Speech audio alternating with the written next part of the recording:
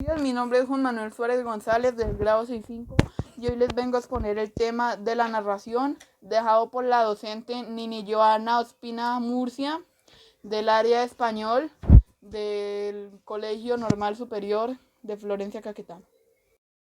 Hoy, hoy vamos a descubrir qué elementos forman parte de la narración. La narración es una historia en la que suceden diferentes cosas. Y esas cosas no suceden así porque así. Ellas tienen un orden en concreto. Narrar es contar una sucesión de hechos, reales o imaginarios, que están protagonizados por distintos personajes. Un ejemplo, si son imaginarios se pueden protagonizar, por ejemplo, por Caperucita, y si son reales es como si tú le estuvieras contando a un amigo lo que te pasó ayer.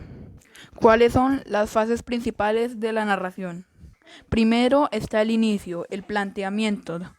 Es donde se escogen los hechos, donde se presentan los personajes y en ese planteamiento sucede algo que rompe la estructura de la narración. Y eso se llama ruptura del equilibrio.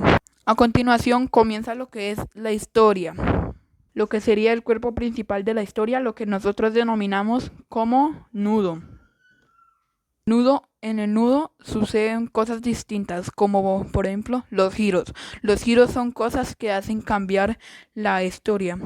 Por ejemplo, es como ver una película de superhéroes y a mitad de toda la película da un giro que atraparon a los malos. Eso sería un giro argumental. Finalmente tenemos lo que es el desenlace, la parte final de la historia. Ahí se produce lo que es el clímax, la parte más alta de la historia, la parte más interesante. Entonces tenemos las tres partes principales: planteamiento, nudo y desenlace. Y en cada una de ellas sucede algo. En el planteamiento sucede la ruptura del equilibrio. En el nudo sucede el giro de la historia. Y en el desenlace sucede el clímax. Y finalmente se acaba la historia. También es muy importante recordar que tenemos que seleccionar los hechos antes de empezar la obra, situar los hechos en un lugar y tiempo y presentar los hechos en un orden claro.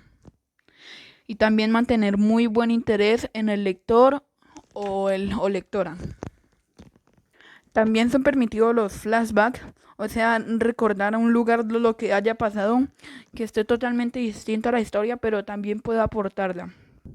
Por ejemplo, hay programas o series que utilizan algo muy conocido, algo llamado la cuarta pared.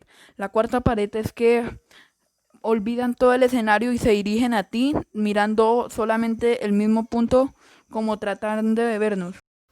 Los tipos de narración son narración oral, narración escrita, narración judicial, narración periodística y narración literaria.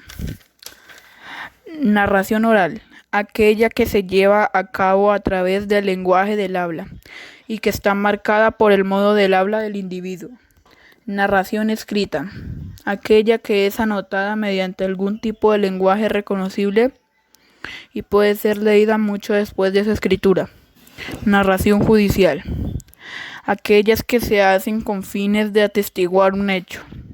Narración periodística, aquella de tipo no ficcional que aparece en la prensa y en los medios de comunicación.